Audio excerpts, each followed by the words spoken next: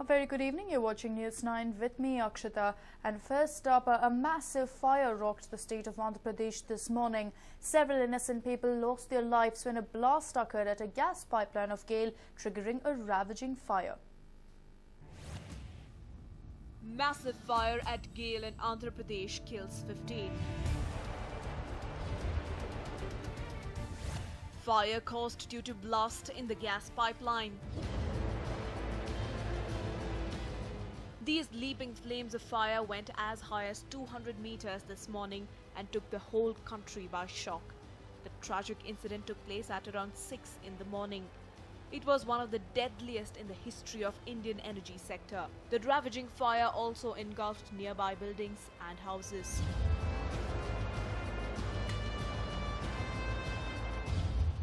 Reports suggested that the blast occurred after a tea shop vendor lit a stove to make the morning tea. The sparks flew and led to the blast, triggering a massive inferno. It took hours for the fire to be extinguished. After the fire went out, bodies of the victims were slowly recovered. The bodies of the victims were completely burnt.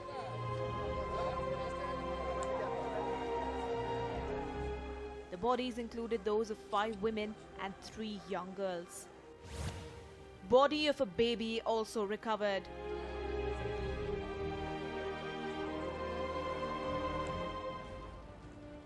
The ones who luckily survived were severely injured and were immediately rushed to the hospital.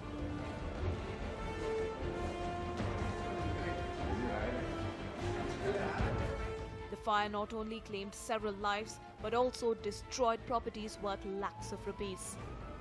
Andhra Pradesh Chief Minister Chandrababu Naidu has ordered a probe into the incident. We'll go through all the details, how it happened. Ultimately, safety is important. Wealth creation and development also important, but at the same time we have to protect the lives of the people. So we want to take some actions on that. What are all the lapses? All lapses has to be corrected. Not only corrected, in future it should not happen. Meanwhile, Oil Minister Dharmendra Pradhan said that a high-level committee will be set up to probe the matter. आज की घटना और उसमें निश्चित रूप में इसलिए उसको हम सिर्फ ओएएचडी की दायरे में ना रखते हुए इसको एक विभागीय उच्च स्तरीय कमेटी हमने गठन किया है। एक जॉइंट सेक्रेटरी उसको तैयार करेंगे, एनडीएमए की उसमें हम इन्वॉल्वमेंट करेंगे और कोई एक्सपर्ट उसमें अगर लगेगा कंसल्टेंसी के लिए हमको इंक्वायरी में उसको हम करेंगे। उस प्रकार का 100% सिक्योरिटी, 100% सेफ्टी एंड सिक्योरिटी की चिंता निश्चित रूप में इस दुखद घटना हमको एक दर्शाती है। Soon after the incident took place, Prime Minister Narendra Modi expressed his condolences. He also announced an ex gratia of rupees 2 lakh for the deceased and rupees 50,000 for the injured. Meanwhile, Andhra Pradesh government also announced an ex gratia of rupees 3 lakh for the kin of the deceased. Though an inquiry has been ordered, local residents said that they had always been against such projects on safety grounds. They also complained of getting foul smell of the gas, which might have probably leaked from the pipelines. The residents were always living in fear.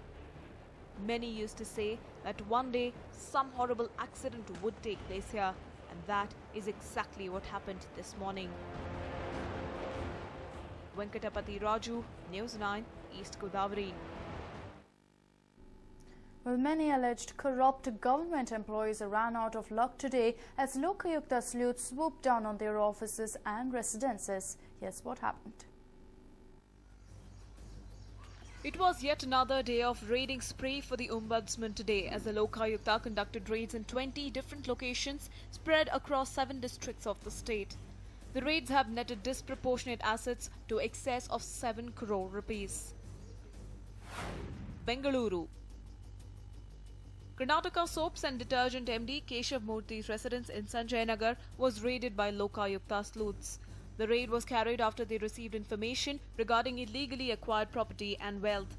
Documents pertaining to properties and bank accounts were verified. The sleuths had received information that Murthy had amassed 2.86 crore rupees worth of unaccounted assets. Gulbarga. There were multiple raids carried out in Gulbarga. Assistant Executive Engineer Sharana Bassappa and the head of the Karnataka Housing Board Gulbarga Division Shivaputrappa were the main targets. The Lokayukta sleuths laid their hands on 58 lakh rupees and 92 lakh rupees worth of unaccounted assets respectively through these raids. Shimoga. The location of raid here was the residence of Haleshappa, an additional JE with Police Housing Corporation. Following the raids, documents were seized for further verification. In all, 64 lakh rupees of unaccounted assets were discovered. Hubli.